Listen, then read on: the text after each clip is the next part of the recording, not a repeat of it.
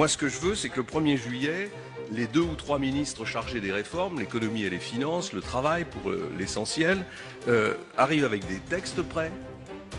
et dans une forme de blitzkrieg, fasse passer devant le Parlement, en utilisant d'ailleurs tous les moyens que donne la Constitution de la Ve République, les ordonnances, les votes bloqués, le 49.3, tout ce qui est nécessaire, fasse passer en l'espace de 2 mois, sans interruption estivale, les 6 ou 7 réformes fondamentales qui vont changer le climat de l'économie et le climat du travail dans notre pays. C'est évidemment pour moi l'abrogation des 35 heures et la suppression de la durée légale du travail et le renvoi à la négociation dans les entreprises sans contrainte. C'est le nouveau code du travail, c'est la réforme de la fiscalité du capital, fondamentale pour relancer l'activité économique dans notre pays,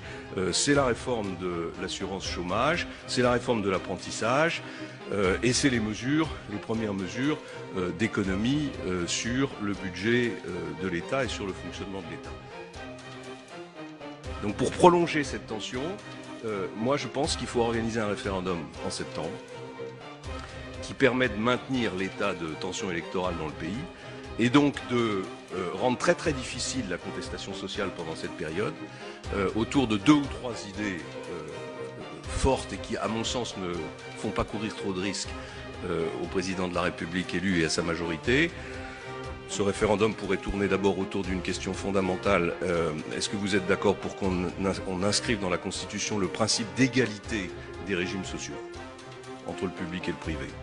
Inscrit dans la Constitution de la République française, ça rendrait ensuite absolument obligatoire et nécessaire la convergence des régimes sociaux. Deuxième question, est-ce que vous êtes d'accord pour fusionner les départements et les régions? Troisième question, est-ce que vous êtes d'accord pour supprimer un certain nombre de parlementaires, diminution du nombre de parlementaires?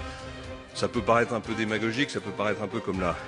cerise sur le gâteau ou la crème chantilly pour être certain que le référendum soit voté,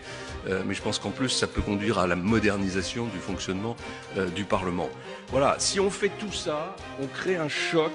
qui, à mon sens, rend très très très difficile la réaction sociale que vous craignez.